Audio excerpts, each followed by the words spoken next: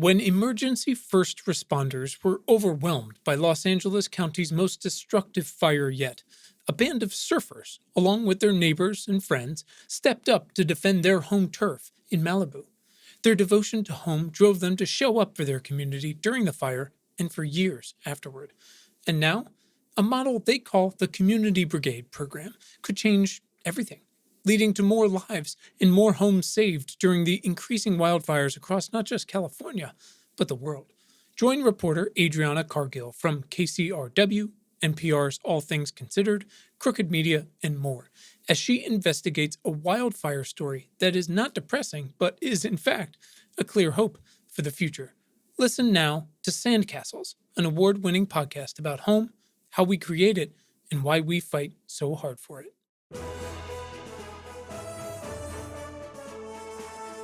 In a world where it increasingly feels like radical change is happening to us, not by us, how do we continue to innovate? How does innovation actually work? That's today's big question, and my guest is Christopher Mims.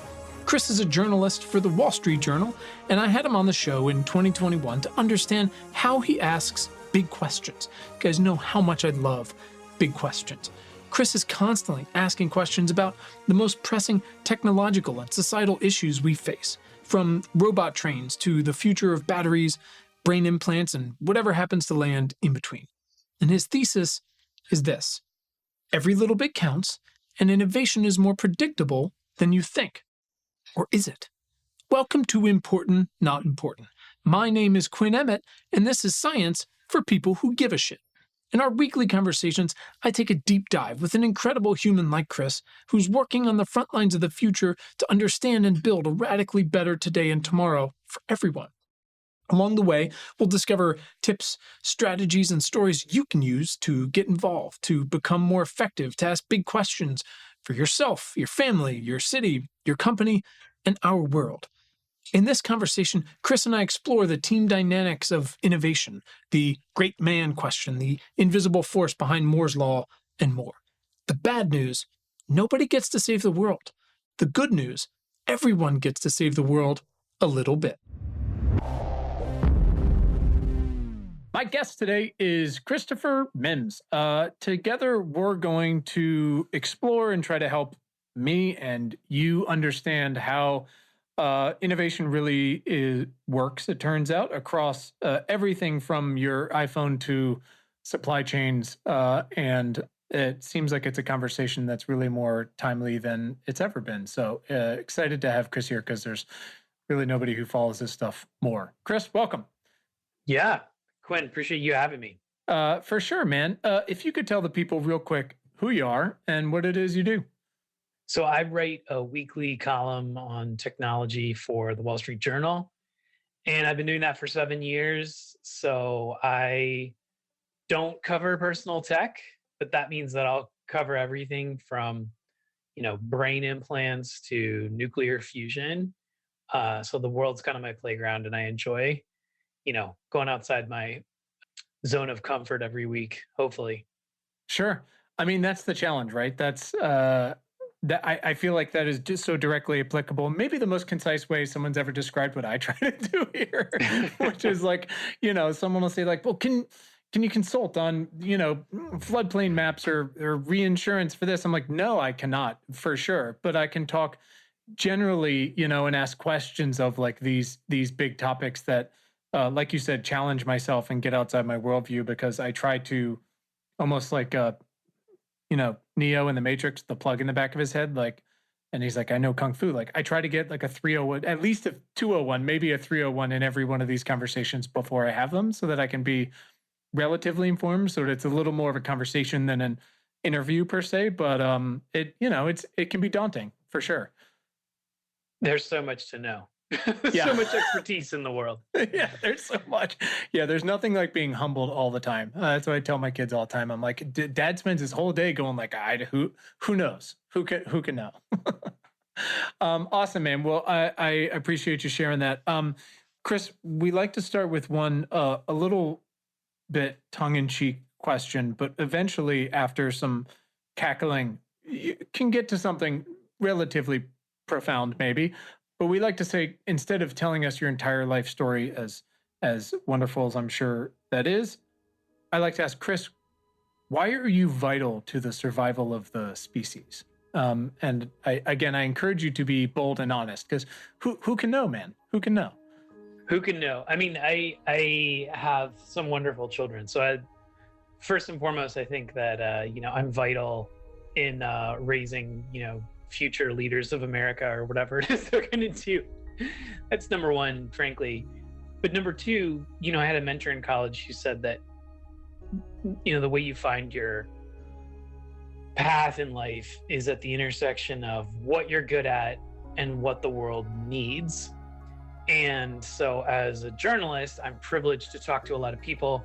And my goal always is to highlight the things that we should be talking about more, and to try to simplify and make them accessible in a way that people can, be more knowledgeable and have those conversations. I'm very privileged to be, I think, one of the few journalists in America who is given the time and the resources to do that. Because I've been on every side of the journalistic equation where you're just trying to pump out material for clicks. Back in the day, way back in the day, when people actually paid by the click, I had jobs as a freelancer where I would get paid that way. I would never want to go back to that. So yeah, being in a position to really dig deep, it's just there. Every time that I tackle a new issue, I feel like I'm either retreading what other capable journalists have done and sort of bringing it to the Wall Street Journal audience, because frankly, that's a different audience than a lot of other publications. Sure. That I'm privileged to reach, or I'm just trying to, blaze a trail and get at the things that people in an industry already know, but the public doesn't. I mean, I had a conversation with a guy today about electric charging infrastructure, and he's like, you didn't know this, but the last time you wrote about that, there was a map in there, and we've taken that map to every single, municipality and state and private enterprise in 24 states to argue for, this is why you should allow us to put more charging infrastructure in your state. And I was like, fantastic. I didn't know I did that, but you're welcome, great. I guess. Yeah, I think so. Yeah, you're welcome. I'm sorry. Yeah. So yeah, that's just what I'm trying to do every week is justify my ongoing employment by enlightening and enriching, hopefully. Yeah, man, I love that, and thank you for your service in that endeavor for sure. It's important to. I mean, it's what I feel like we attempt to do a version of here, which is essentially taking a step back, and looking at these undercurrents and these things that are going on, not just revealing them, but trying to dissect them and help people, at least, like you said, at least be aware of them. And it's beautiful when it turns around and someone's like, we used your map with all the people, all the cities. And you're like, okay, great. That's awesome. That's awesome.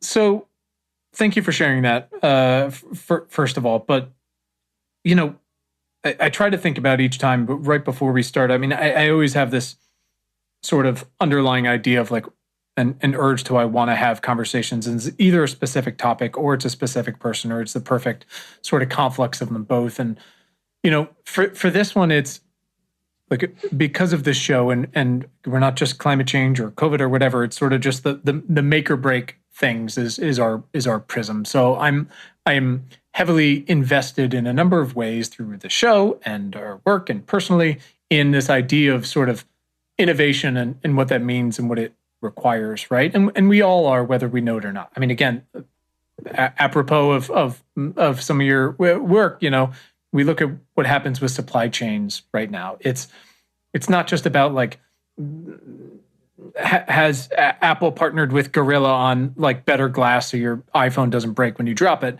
Innovation also requires looking at these massively complex logistics intersecting so many systems and ports in Los Angeles versus Texas, and supply and demand. And it requires innovative question asking, right? About if turns out COVID was testing something else as well, and how we come out of these things. But it's also the GPS we rely on every day, and machine learning and electric cars and medicines. And I think in these moments, we are more acutely aware of this idea of innovation in our life. It can be in personal moments, like I've had my best friend died of cancer 10 years ago, and immediately, you turn into like this sort of fake doctor and researching like, oh, these are the best treatments for this and that, and you're trying to get educated on that and understand like how it's changed or how it doesn't. Or you're like, I haven't upgraded my phone in a few years, but I am a camera nerd. Like, what are the actual upgrades in the hardware, but also the software? What is an mRNA vaccine? Like, why is it new? Why did it take so long to get here? Et cetera, et cetera. There's all these examples from why our elections still use paper ballots to electric car battery density. The point is, like, we're in this really fascinating moment, and the future could possibly look very different from the past, but questions really remain about, and this is what I try to think about all the time, about what does innovation mean in the context of progress? Who is doing the innovating, who's funding it, who's participating in the conversations? What does progress mean for a wider variety of folks? Because the opportunities for societal progress are myriad. So, through all of your work, and when you wrote that specific article talking about the long view of innovation, it intrigued me because I want to understand these things for our community, but also to help folks understand where we are and where we're going. So let me start with this, which is like, how did you stumble upon this work that was being done to try to, like, again, understand what innovation is and how it works and how it's worked, I guess, to date through time to get to the point where you wrote about that? So you're talking specifically about this paper, this effort that came out of MIT, just to put this in context for your please. Listeners, where they looked at a bunch of empirical data about rates of innovation in various technologies. And that is a very squishy thing. It's hard to define. It's very hard to gather data on. Sure. But other researchers have sort of very painstakingly spent years gathering that kind of data on 50 different fields of innovation. And then what they did was, it's a classic machine learning thing where they're going to train a model on the data that they have, and then they unleash it on, I think now it's more than tens of thousands of different categories of invention. And here they're also leveraging more human intelligence, which is that it turns out that no surprise, the US Patent Office has this incredibly deep and pretty clever Dewey Decimal like classification system for inventions. Because if you're a patent examiner and somebody comes to you with a new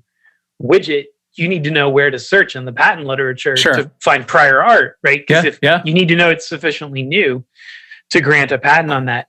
So they took this empirical data on 50 different inventions over time, one of which is the microchip.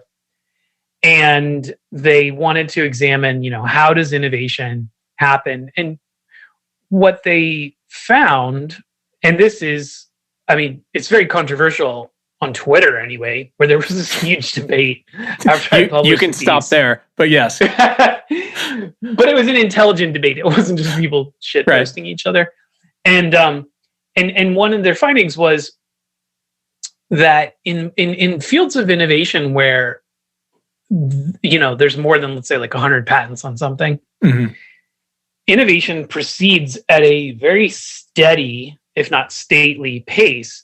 And yes, there are individual breakthroughs that speed things up by a few years here or there. But because of the law of compound interest, if you want to ask, like, what is the rate of innovation, that has determined Moore's law, for example, like, that has been remarkably steady. And of course, part of that is because companies committed to it. But if you look at other fields, energy generation and stuff like that, across all of them, rates of innovation are remarkably steady on the sort of, let's say, the decade scale.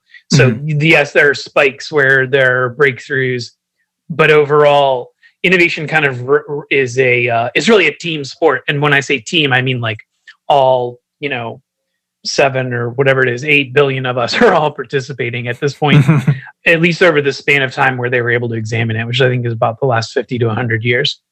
The other thing that they found that people got really riled up about was that this idea that, lone geniuses are really responsible for these key breakthroughs, they found is kind of bullshit. Now, there is one exception to that.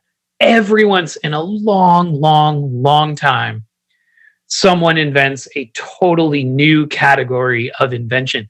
Mm-hmm. But that happens way less often than people think because, as somebody who's a student of innovation and the history of invention like yourself knows, every innovation you want to dig through the history of, there's always a much deeper history than people realize. And it's always like, it's turtles all the way down. It's people standing on the shoulders of giants, et cetera. Like it's, even if you're like talking about the invention of calculus or something like that. Sure. So this kind of busts these two myths of innovation. One is the sort of, you might call it the great man theory of innovation. Mm-hmm. Like, we're all waiting around for an Edison to just kind of be transformative. And then the second being that, we're kind of dependent on breakthroughs to make things change all that quickly. Like really, if you want to look at anything you can measure, like computers getting faster, batteries getting more dense, or a million other things, it's kind of happening. It's almost like a law of physics or something. It is happening at its own pace because it just requires so many different people and so many different contributions from so many disparate fields. And that was, of course, their final insight was that the innovations that really advance a field almost always come from outside of it.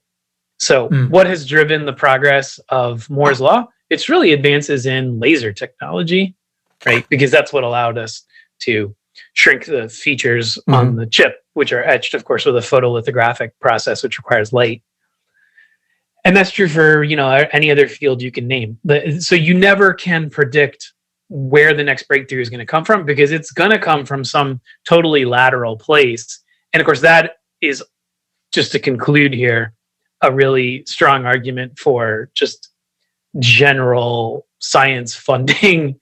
And that's frankly what the US is really good at. We are better at coming up with new innovations than we are at holding on to the industries that they result in. Those tend to get captured by countries that are fast followers and are like, oh, you invented, the microchip? Like, great. Like, we're going to subsidize the production of that until, we're Taiwan. Or you invented the solar panel? Like, we're going to subsidize the production of that until we are mainland China, or the LCD screen going to South Korea, on and on and on. Is a million examples. Well, it's interesting because on the one hand, it's easy to look at that and go, okay, I guess maybe just some places are better suited than others for certain parts of this system, right? Of the pipeline of turning these innovations into realities, into consumer goods or part of a supply chain or whatever it might be. At the same time, it's interesting to look at it and go, because like you said, one of the big takeaways, if I'm understanding it correctly, is like you said, Moore's Law, which is about as famous as it gets for this sort of thing. That occurs because it adhered to this predictable thing, but that happened because companies had their finger on the scale and were dedicated to that performing in that way. So it's interesting how there's this idea of like you're saying everything from GPS or mRNA vaccines or whatever it might be, that there are so many different players who have to contribute to that for that linear line to keep working the way it does, right? Because there isn't just this one, like you said, this one great man that shows up and changes the game. Yeah, because increase in performance of any of these things that you can measure is exponential, right? Like it's only up and to the right linearly if you're charting this on a log scale. Right. And so anytime you have exponential growth, that's one of the reasons that these fits and starts of like new innovations just kind of get smoothed out in the end. Because if you're looking at 100 years of innovation, like it doesn't matter so much if a key innovation comes in year 5 or year 10, once you get to year 80, like you're still going to get to roughly the same place. Sure. And it's, I think now there's no better way to pit environmentalists against each other than to talk about climate capture, right? Which is every single net zero pledge, which are mostly bullshit, whether it's a country or a company, depends on, if you read the fine print, like sucking a hell of a lot of stuff out of the air, whether it's through trees or machines. And the problem is we know that it kind of works, but it's incredibly expensive, and we're nowhere near scaling it. But you could have said the same thing about solar panels, not too long ago. It's just that we decided to scale those and innovate on them, and now you find the most optimistic IEA projection from the last 10 years, and the real price of solar panels or batteries, just the cost alone makes them look ridiculous, right? Makes them look incredibly conservative. And that's not to say that innovation is guaranteed, or that scale is guaranteed, or this thing that we need to do for humanity is guaranteed. But it does imply that it's very different. It's hard to take the conversation seriously when someone's like, it doesn't work, it's too expensive, without acknowledging the history of how these things and innovation actually does right. And let's proceed. project into the future, and let's apply one of the principles that this research discovered. Key innovations come from outside of the fields that they impact most. So, hypothetical for you, please. I don't know, a couple weeks ago, I was talking to Sam Altman, which is not a thing that normally happens, right? Co-founder of Y Combinator. I haven't talked to him in 6 years. The only reason he wanted to talk was he wants to talk about the $375 million he just put into this company, which has a totally novel way of doing fusion energy. So basically they claim that something the size of shipping container, it's this totally novel mechanism, could generate, I think 50 megawatts of power, and that they could get us down to like an electricity cost of 1 cent per kilowatt hour. So let's say this works, or one of the other fusion startups that are out there, and we get tons of, if not free energy, like nearly free energy, the original promise of nuclear power, which didn't work out because the waste is a problem and because the scale is too big. Sure. Then what if we then are able to increase electricity production on the face of planet Earth by 10x or 100x or 1,000x without generating additional emissions? Then carbon capture starts to make sense. Then electrifying literally every activity that we have so we can get to actually zero emissions starts to make sense. And now, what do we do in the meantime with all of the warming that's still loaded in the atmosphere? Frankly, I'm a little bit bored by some of the conversations around geoengineering, because I've been covering this for like 15 years, or I've been paying attention to it for at least that long. And no one has proposed anything new that I know of beyond, the sulfate aerosols high in the atmosphere, maybe cloud seeding.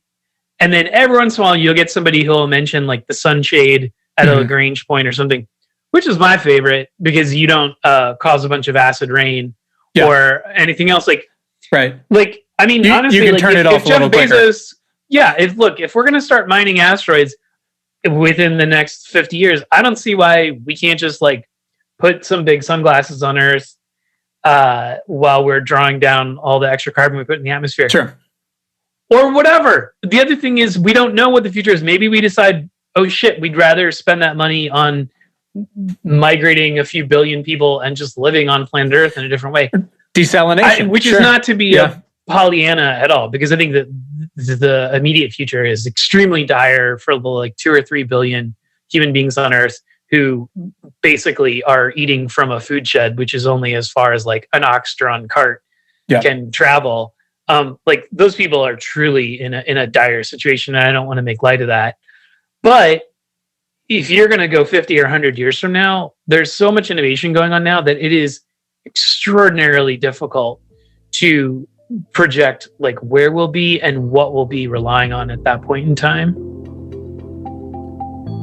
Hey, it's Quinn. I'll make this quick. Sifting through the news is a slog. Finding the signal in the noise is damn near impossible. And if you do, what can you even do about it? I'll tell you what you can do. Literally, every week, I'll tell you the most impactful thing you can do. In just 10 minutes a week, you can get smarter, feel better, and make radical change for yourself, your family, your investments, your company, and for the world. Join tens of thousands of other leaders and subscribe to our free weekly newsletter at newsletter.importantnotimportant.com. Get the most vital science news, exclusive analysis, and action steps for free. That's newsletter.importantnotimportant.com, or just click the link right in your show notes. Back to the show. Well, I loved this quote, and I jotted it down, and this is kind of perfect. One of the things in when you wrote the article, and we'll put that in the show notes and everything. I get these incoming calls again, and I try to turn it into the writing of the show, but I do a lot of one-on-one stuff. People, especially since COVID, like, what's happening? What the hell is going to happen? Like, where are we going? Yada, yada. My answer is usually like, I have no idea, man. But you wrote, one of the conclusions of this group of academics is that attempts to predict the exact nature of the next technological advance are doomed to fail.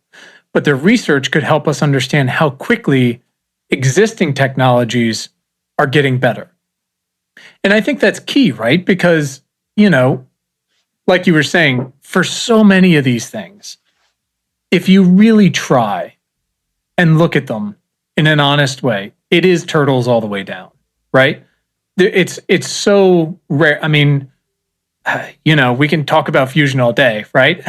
That stuff, but it is turtles all the way down. And that's important to understand as we're looking at what are the things we need to do over the next 5, 10, 15, 20 years if we're going to put some benchmarks on some of these net zero pledges, or as far as discovering new antibiotics, right? Like you thought COVID was bad. Like we can talk about that. It is important to understand that a lot of these existing technologies are here because we've scaled them or because they're ready to be built upon. I wonder, do you have any sort of either rote or even out of the box examples of places where existing technologies are getting better, are going to keep getting better, and in sort of that predictable way? Out of the box examples, you say? Yeah, I mean, either way, like let's sort of put some names on those things so we can understand how those compare to maybe some of the other outside ideas. Well, I mean, I'll just give you one that's top of mind because I just started reading a book on it. A lot has been made of the potential of so-called, synthetic biology and, everything from, genetically modified organisms that, give us more robust food supply to, gene drives that make mosquitoes less likely to reproduce, which is going to be super important in a warmer, wetter world. We just had a conversation about that with a guy in San Diego who, I'm not sure if you're aware or where you live, but Los Angeles went from like, no bugs, move here, to it's real bad. And that stuff is going to be right. And a lot important. Of tropical diseases that people in the United States are not used to coping with are on their way. It's not great. Yeah. So I think that this is an area where a tremendous amount is and can happen. I think that it is held back by a couple of things. One is we all have some squeamishness about it. But two is I think we're squeamish about it partly because there hasn't been very good governance on it. And so, like if the only examples you can point to are like, seed companies making it impossible for farmers to do seed saving and getting locked into like an indentured servitude relationship with Monsanto or whoever, because, their seeds are sterile after the first time they plant them. Like, that's just not like a good precedent for like, what is the potential of GMOs versus let's put some genes in this rice so 1 billion people in Bangladesh and South Asia don't starve to death. Mm-hmm. So I think that there is just, as we saw with the mRNA vaccine, right, which is like one of those great examples of an overnight success that was 20 years in the making. Sure. Thank God all of that research was happening before this pandemic hit us. There is so much incredible science loaded in the pipeline, in the biotech pipeline, because I think we live in an age of digital and physical and silicon technology, and we're used to manipulating those things.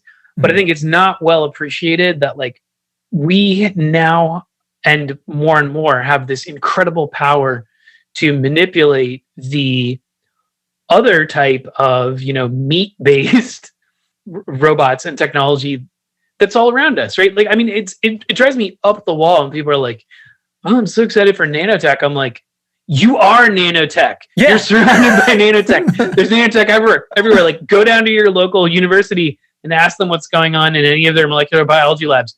They're all nanotechnologists. You don't have to wait around for some mystical little silicon bot to do this stuff for you. Like, we can do this now. We have the technology. Like, we have 4 billion years of life evolving it for us, and all we have to do is get on the choo-choo train and like just ride it. So I think all that synthetic biology stuff is going to be really, really incredible. And I think people miss it, frankly, because we're so obsessed with looking at our devices and our screens and thinking about the internet and having our Twitter feeds dominated by the likes of, you know, Elon Musk and everybody else who's getting venture capital to like build out that kind of technology, that we just miss all of this other squishier, more complicated stuff. Sure. And I do. And this is, again, the goal of these. I think we've actually had 2 mosquito conversations, because one, it's the idea of, CRISPR is one thing, genetic manipulation is another, like gene drives or however you want to phrase them. Like, that's a conversation that needs to be had. It needs to be an inclusive, cooperative conversation.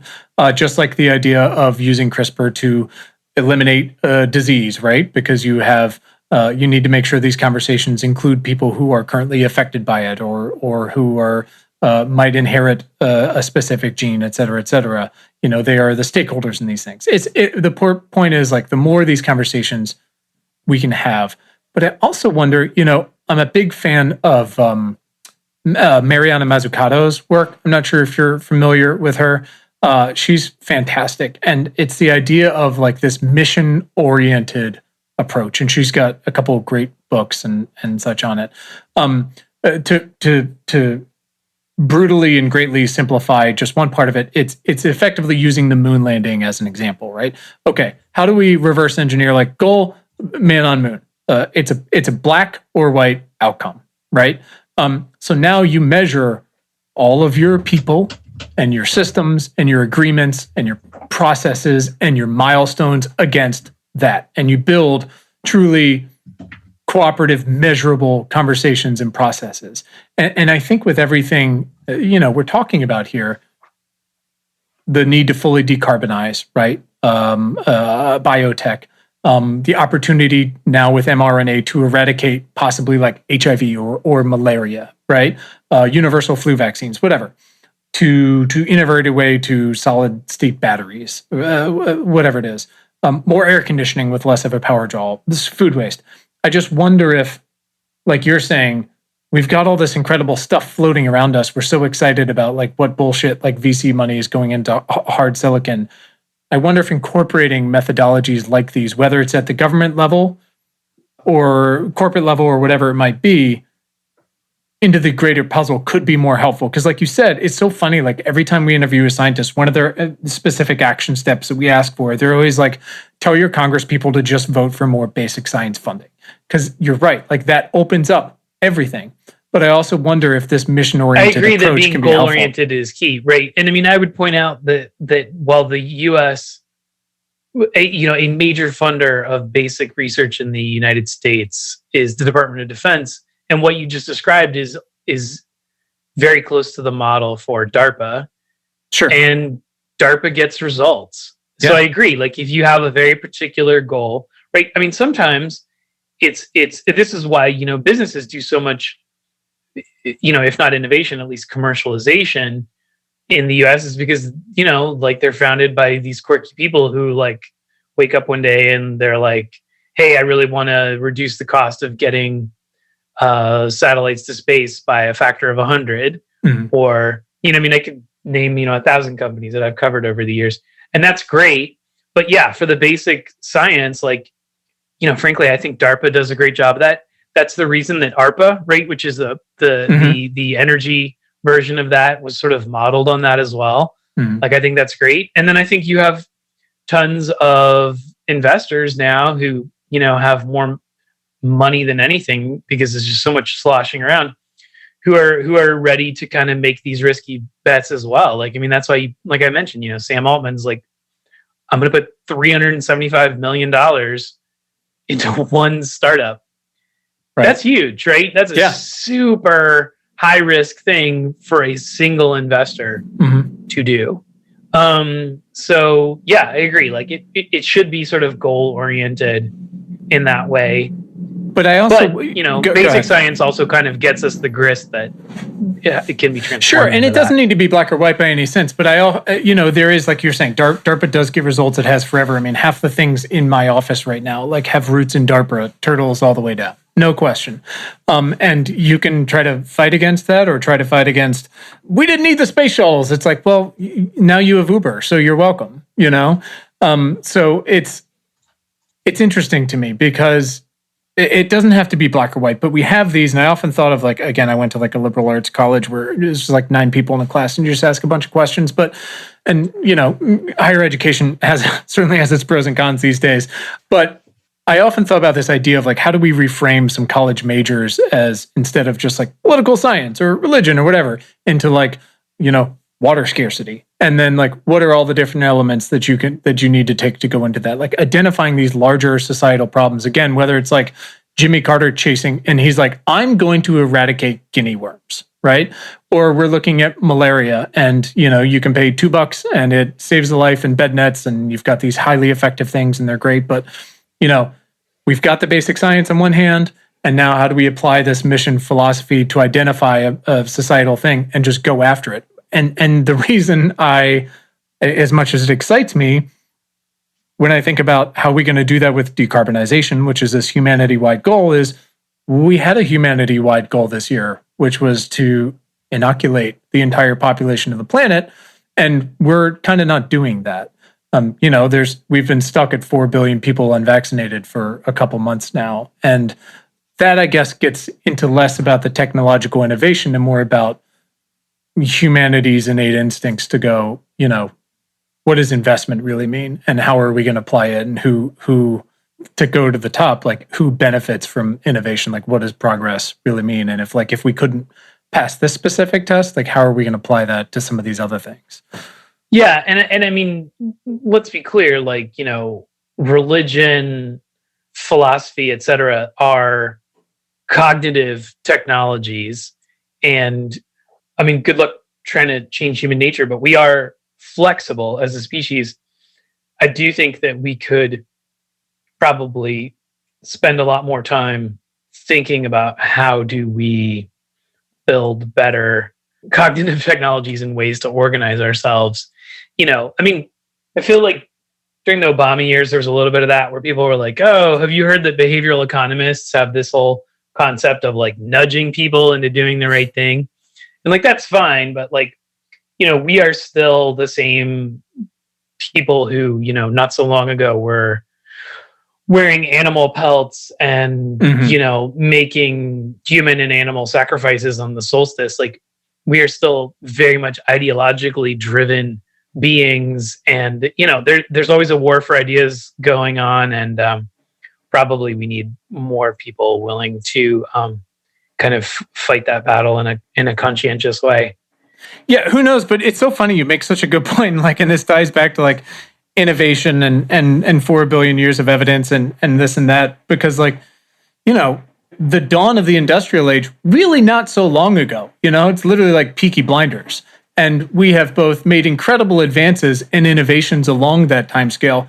We fucked the place up pretty good along the way. There's been some enormous trade-offs, but it's interesting because when you say like, we're not so far off from animal pelts, like chronologically, we're really not. And so you empathize a little bit with these primal instincts and programming that we have to act a certain way and protect ourselves and our family and our investments or whatever it might be, to hoard life-saving vaccines during a pandemic, whatever it might be.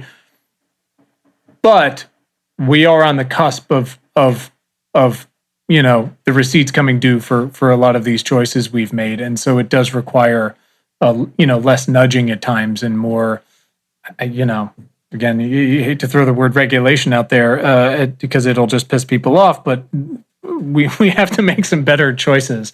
And well, by the way, I think that's a complete myth. People love regulation. I don't care who you are. Like, there's like 10% of the political constituency of the world is actually a diehard libertarian, but like liberal, conservative, I don't care what your political orientation is, they all love regulation. It's just they can't agree on what direction they want to regulate things in. Yeah. And that's why bipartisanship is so hard. But to get back to the earlier point you're making, like, yeah, like we're more sophisticated than ever.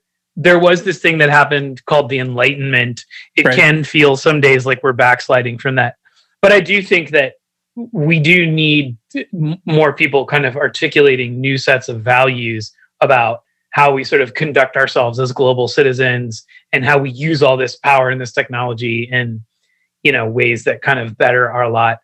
And, you know, maybe I'm an idealist, but like, I still think that like rationality can help orchestrate that, if not actually like organize people. Like I as much as I get annoyed by his antics, like I think one of the really brilliant things about Elon Musk is that like he is kind of constantly just like trolling the world into making the things happen that he wants. I mean, he's a little bit like Donald Trump in that way. He's also just kind of an amazing meme lord and sort of manipulator of people's ideologies. But, you know, we're not going to like, I don't think we're going to kind of, you know, calmly and rationally convince people to do the things that are required to like make life persist on this planet in the face of climate change. Like I think it's going to be a lot messier, and it's going to require a lot more sloganeering.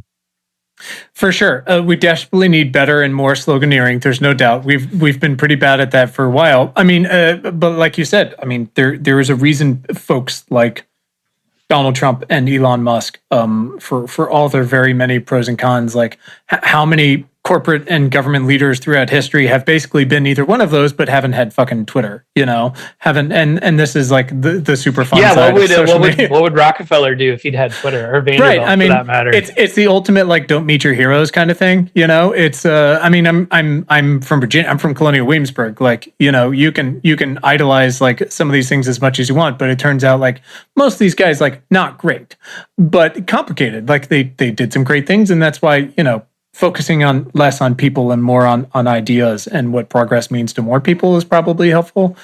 Yeah. What if Alexander Hamilton had Twitter, right? Would we have gotten the Federalist Papers, or would he have just like whipped up people on social media? Right. No, 100%. I mean, there was a point where he was like, I don't know, maybe we should have a king. Like, we can dig into that. Like they're complicated dudes, but it also makes me think of like coming back to this, like, the nullifying of sort of the great man theory through this research is like, and all this money floating around, like we were saying, and like how that could be repurposed. Like, I wondered, you know, when you're a VC or an angel investor or whatever, corporate VC looking, and there's sort of these standard boxes you try to check when you're deciding if you're going to make an investment, right? It's like, how big is the market? Does this person have market fit? Is there a product at all? Is this a founder with passion who gets it, yada, yada? And I just wonder, like, how much do these quote unquote like general founders actually not have as much of an impact as your standard investors might really think? Because it seems like through the research that it's going to keep going no matter what, maybe slightly different in smaller scales, like along the way, but it's, you know, it's like looking at California's collection of 90-degree days every year. You've got ups and downs, but over time it's like this. Sure. But I mean, if innovation is comprised of many, many people working together and making new breakthroughs on their own and building new companies, you know, it's the impact is cumulative. So you should still be a founder, you should still be an innovator, you should still be an investor, because it is the aggregate of all of that activity that ultimately makes a difference. The bad news is nobody gets to save the world. The good news is everyone gets to save the world a little bit. So I think it's a shift of mindset. Like, if, you know, we're all raised on like a certain type of, you know, Western individualism and superhero movies and all that bullshit. And like, you just have to kind of get a little more zen about it and be like, I am a tiny cog in a giant machine, but I better perform my role. It's more of a collectivist mindset, but I just think that's actually how civilization works. Hey everyone, it's Quinn. Have you ever looked around your job and thought, what are we even doing here? If you've ever wanted to take your skills to more impactful work, to do world-changing work, let me tell you, now's the time. With just one click, you can find a job that does that work at importantjobs.com. Important Jobs is for journalists, students, engineers, software developers, accountants, designers, nurses, research assistants, people who want to work in clean energy, consumer products, health tech, agriculture, and artificial intelligence. And if you work for a company or organization already doing that work, you can list your open roles at Important Jobs for competitive rates and get them in front of our entire community. Reinvigorate your career on the front lines of the future at importantjobs.com. Back to the show. One of my biggest frustrations with the movement to slow the climate crisis is just the overwhelming prevalence of gatekeepers. And I understand and empathize with people who've been doing this for a long time. The OGs who are we need to do this, this, and this, and nothing else. The world has changed. We haven't done those things for the most part. We've done some things. Robinson Meyer wrote about the green vortex that's been kind of working in the background. There's other things we need to do, but there's other things that are newly available. But, I think about, you were saying, everyone has to do their little bit. It's not just, one of the big arguments is it's not personal actions. It's only systemic shit that matters. And other people are I gotta cut you off because I've been thinking about this for a decade. And I think we're actually at a turning point. I think that entire debate is moot. You can just put it in a pine box and toss it off your ship into the ocean. I couldn't be more excited. Here's why. The things that are actually going to make a difference, so saving the planet, are already out of the hands of all those gatekeepers and all those environmentalists. So all the innovations that are coming, all the investment, that is in the hands of people like the CEO of Ford Motor Company, who's you know what? I'm finally going to commit to getting Americans to buy, electric trucks. It's in the hands of the people who are building out the charging infrastructure. It's in the hands of the investors who are kind of arm wrestling the US into getting more offshore wind. It's in the hands of the innovators who are building, nuclear fusion. While all those people are having debates on social media and Twitter and gatekeeping each other, I'm fine with that because go fight amongst yourselves, keep each other busy, and just stay out of the way while the grown-ups do the actual work. Now, that's a very dismissive way to phrase it, but what I mean is there are different phases in the transition between a social movement and a full civilization-wide technological movement. Sure. You need all of these dyed-in-the-wool people who have been, very Cassandra style, ringing the alarm bells about climate change and everything else for the longest time to get the initial ball rolling of innovation and incentives. Let's not forget that, activists have done amazing things, gotten Nixon, of all presidents, to create the EPA. Yeah. Clean Water Act is one of the best things that's ever happened in this country. People don't even know it because rivers aren't catching fire anymore, and we just get to take that for granted. But that was the thing that happened before the Clean Water Act.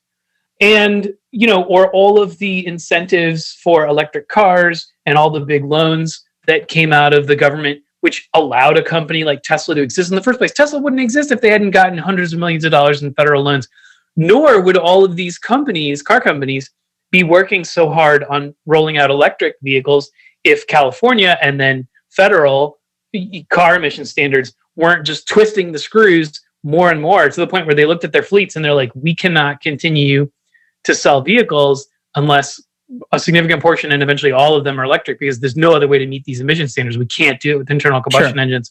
And now you have these promises that are being made at COP in Glasgow. And who knows if those will amount to anything. But we're already at the point where the most valuable energy company in the world is in Spain, and it's a renewable energy company. And ExxonMobil is shrinking and saying, we're going to get into the carbon capture and storage business. All of that started initially because of all these gatekeeping environmentalists. But at this point, they can just go whatever, pet their comfort animals and eat their fake meat. And everyone else, the rest of the society, whether they will admit it or not, is adopting their ideology. They won. Day one, fake meat is at Burger King now. Yeah, you can buy an electric F-150 today. You can get on the waiting list. There's a million other things that are happening because people are like, oh shit, we can make money at this. And look, I know a lot of people are waiting for the socialist revolution, but until that happens, the engines of capital are like groaning into action, and trillions of dollars of capital is being deployed to make this happen. Whatever all those other gatekeepers want to say about it. Yeah, and I fully agree. Like the momentum is there. Like you can now buy, I mean, literally in the last like 18 months, like 7 different versions of plant-based chicken nuggets that are fucking fantastic. Like, how long have I been waiting for that? That's great. Like I dropped meat 10 years ago and it was awful. It was truly awful. And now it's just like, yeah, they're really great. And I eat so many of them because my kids are really obnoxious. For being an early adopter, because you're the one who showed those companies there is an audience for this. Sure. And now your belief will spread, not because you convinced anybody else to believe as you believe, but because it's available and it's affordable and it's delicious. Yeah, and that's what matters. I mean, I do empathize with, again, I sort of reframed how we look at things here as we call it science for people who give a shit about a year and a half ago, because there's just more people who do, everyday people, for a huge variety of reasons. Like, you have already been directly touched by COVID or climate or whatever it might be, or you're invested in clean energy, whatever it is. So we're the home for that shit. But there are so many people, as much as like the levers have been pulled and so many of these things are happening because of the longtime OGs and gatekeepers have been doing it. Like, thank you. You can just enjoy this now. Yes, we need to move faster, and yes, we need to do more. And yes, there's like predatory delay from like the last of the fucking oil and coal barons who are throwing their last money at lobbying. Right. Like Manchin literally owns a coal company in West Virginia and is blocking the next bill that we're supposed to get. Right. Which is supposed to be Biden's big climate action bill. Like, there is substantial irony and tragedy in that. Yes, 100%. You're just like those are the gatekeepers you got to worry about. No, for sure. That's the thing is like we have to overcome those. But I do empathize and like want to constructively help those people who are new to this thing, who are just like, what the fuck do I do? And it's hard to say like the wheels are in motion, like it's happening, like just, enjoy your fake chicken nuggets. It's like they do want to have a role in this thing and they do want to participate. And a lot of them will become founders or academics or fucking journalists or writers or designers. And my answer usually when people are like, what can I do is, well, Chris, like, what can you do? Like, what are your passions? What are your skills? What are those things? Because we do need those things, and you do need them on like the local level. Like Los Angeles finally voted 2 weeks ago to put a buffer in between new oil drills and schools and houses. And you're like, are you like, we just did that, but also it's like only the new ones. There are so many that are still going like literally next to like black kids schools in Los Angeles. They have horrible asthma, like they don't sleep at night. It's hotter, yada, yada. And so I do think those sort of, again, to use the word like collective actions matter, because like your personal actions like don't really do shit on the system level except to make you feel a little better. It is the actions that like will build momentum to add up to building those buffers, to buying more fucking Teslas, which now makes Ford go like, well, I guess we'll make an F-150. And also, by the way, like make it seemingly awesome. And now you've got tons of pre-orders. Like that shit does matter. So I am interested in getting this new generation to use the most leveraged ways to affect those fixes, whether they're societal, technological, or whatever it might be. And by the way, the best way to get leverage is to be incredibly focused and not overly ambitious. I think that we live in a time where we're sort of saturated by media and calls to pay attention to this issue or that issue or whatever else. But the moment when we sort of shut out the 99% of calls for our attention, except for the one thing that we are truly, really passionate about and feel like we can make a difference in terms of, that's when you gain real power. Yeah. Because whatever that issue is, doesn't matter how narrow it is. I'll give you one quick example. I'm actually wearing a shirt right now. You probably can't see it, but it's Glenda the Good Witch. This is a shirt. This is a fundraiser. And it is for a trash wheel. And most people don't know what a trash wheel is because it's a local thing. I live in the Mid-Atlantic on the Chesapeake. There was this one eccentric inventor, and there's actually a great, I think, CNET documentary about him. And he was like, there's all this trash flowing into the Baltimore's Inner Harbor. How can I deal with this? He's not especially technically skilled, but he is very stubborn. And he invented this thing that it's powered by like currents and solar power that uses renewable energy. It sits at the mouth of all these rivers that go into the various harbors around here. And it just literally has a conveyor belt that just sucks up trash and dumps them into these big dumpsters, which are then emptied periodically. And these things have intercepted, I think over their past 5 years, now there's 4 of them, millions of pounds of trash, to the point where you can like walk around my part of the Chesapeake now, and there's noticeably less trash. And it was this one dude's sort of weird tilting at windmills 20-year quest. Right. But he was focused enough to make it happen and then pair with an organization that like gave him the grants. And this is not like radical technology. It's just that this guy was like, let's take what we have and apply it intelligently to this problem. And now people all over the world, cities all over the world are like, will you build us a trash wheel and we'll put it here in like Ecuador and this and that and things. Right. And it's like, wow, like we have this huge problem with ocean trash. This guy came up with a workable solution. It's mechanically not complicated. That's one of its virtues. But he had that focus. And now, you know, this guy could not single-handedly, but sort of through his actions, eventually like eliminate like the Texas-sized Pacific garbage patch. Right. You know, once all of that stuff finally sinks. So I could give you 100 examples like this because I talk to people like this all day long. But when someone focuses on whatever issue they care about, whether it's gender equity or racial equity or education or, women's access to adequate health care or, any of these technological things we're talking about, people can make a huge difference because most of us are just kind of trying to survive. Yeah.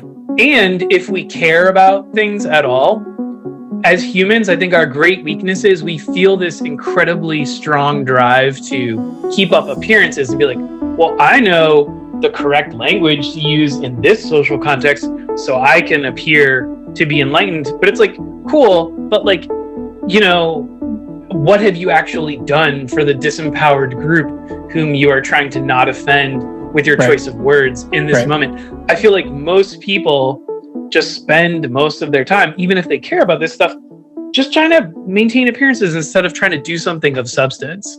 No, fully. And I empathize, like at any given time, I can probably name and forgetting like all of this work, like I probably know like 2 friends of friends with like a fucking GoFundMe for medical bills. Like we're all being pulled in 10,000 different directions because like so many of these systems are fucked. So I do empathize with this like idea of like, what can I do? I'm supposed to do everything. And being scattered, I can tell you day to day, like with 3 kids, it's not helpful. You don't get shit done. Focus like really does matter. And the good news is like, when I say to people like, okay, so Chris, like what can you do? What are your skills, your interests, your passions, or what did you like in 7th grade science? That matters because also there's already incredible people in groups who are doing that one specific thing. And you can either fucking donate to them or volunteer with them or join them, whatever it is, and use that leverage because they already probably know some of these best practices and ways to get in there. But like you said, like the trash wheel, I mean, the news last week, there's a young Black woman who's now, I think, in high school, but she's in college now. She used like beets to develop sutures that change colors when they're infected, because like 30% of deliveries in 88 African countries, maternal deliveries, end up being infected. And you're like, fucking beets? Like that's it. But like, you just never know. She's not going to scale that. But there are so many organizations that are like, wait a minute. Oh my God. Like, like, holy shit. And that's that little point that matters because they're people that care. They're people that are really focused on those things. And it does matter. I mean, this is the opportunity of having so much shit that we need to fix and that we can fix because of the time and everything that's gone into these innovations, is that you can apply yourself in a huge variety of ways. But like you said, sort of picking those things, making sure they're measurable and that they matter and that you give a shit about them is what's going to make you actually have some application to your whether it's your fury or your passion. Right. And sometimes that's a completely abstract thing. So, I mean, I just listened to an interview with, I think her name is Lily Singh, and she is, a self-described creator. She's a creator and a comedian on YouTube. And like, she's not going to solve world hunger, But what animates her is she's like, I grew up watching movies and TV where there was nobody who looked like me. And now people come up to me all the time and they're like, my little sibling thinks it's totally normal that you're famous and you're doing movies and all this other stuff as a result of her YouTube fame. Yeah. And now I feel like, I'm no longer invisible. So, bully for her. Like her thing that she decided to focus on that animated her was representation, and her vehicle was becoming a creator. I think it's easy to like be like, oh, people who are just making videos all day long for YouTube, that's frivolous. Like, what's the point? But no, she's actually made a big impact by her own account. 100%, 100%. And the flip side of that is like America has, for all the incredible, if you look at sort of the top 10, 25, whatever companies on the S&P or NASDAQ or whatever it might be, or how many of them are headed up or were founded by immigrants? And but for whatever reason, we've stopped doing as many of those green cards and the research. And you're just like, but it's so important for people to see those people, whether they're running YouTube videos or whatever it might be. It does matter. So if that's your thing, then that's great. Again, find your thing that you can do and do well and apply it, and it'll matter. I want to get you out of here. I'm going to ask you one question we ask everybody. Chris, first of all, thank you for your time and your expertise. I feel like this could be like a 4-hour conversation. But what is a book you've read this year, can't say your own, that has opened your mind to something you hadn't considered before, or has actually changed your thinking in some way? And we've got 100+ books up on a bookshop list, and we'll throw it on there. So actually, the book that there's a bunch because I'm an avid reader, but yeah, one that I'm really, really loving that I feel like has not gotten nearly enough attention. I think because it just came out, but this one I think is a sleeper hit. I'm predicting this is going to be one of the most influential books of the next 10 years. So you heard it here first. Please. It's by an academic and also gifted writer named Beth Shapiro. Okay. And it's called Life as We Made It. And here's what's unique about this book. She is an expert in ancient DNA. Okay. Who successfully articulates the following thesis. Uh-huh. We should get elbow deep in doing everything we can with biotech to, preserve life on Earth, our own and that of the many species that we now have the power to manipulate, because there's really no such thing as nature, because we've been manipulating it for tens of thousands of years. And as an ancient DNA specialist, she has the receipts to prove it. So she takes you on this wild journey from 100,000 years ago to, potentially 1,000 years in the future. And she totally sticks the landing. And she's not just some random know-nothing journalist like me. She's been studying this for decades. So this is the best introduction to, and I think almost like a rallying cry for, our future on Earth as, sort of masters of synthetic biology. It'll change your mind. This book will change your mind no matter what your belief systems are, because there's so many kind of unorthodox conclusions in it that she really buttresses quite well. That's amazing. I'll throw it on the list. I will immediately read it and probably email her to come on the show right after. She would be a great guest, I'm sure. But that's amazing. Look, of course, things can be, you don't have to go too far down the Monsanto Wikipedia hole to see that things can be done in a negligent, poor / worse way than they should be done in a huge variety of ways. But sure, also, you can use nuclear power to eradicate a city, or you can use it to create carbon-free energy. It's up to you. Sure. Yeah. We're humans. We're gonna fuck it up, but we can also do incredible things. And it's like how I feel when we talk about I'll never buy GMO foods. It's I hate to break it to you, but corn didn't used to look like this. That's one of her first examples. It's a great example. Yeah, it didn't used to look like this. Vegetables used to be, this and that. It's been happening this entire time. That's just what we do, and that's what we've done. And also, that's why we have rice that's more available to way more people than used to be.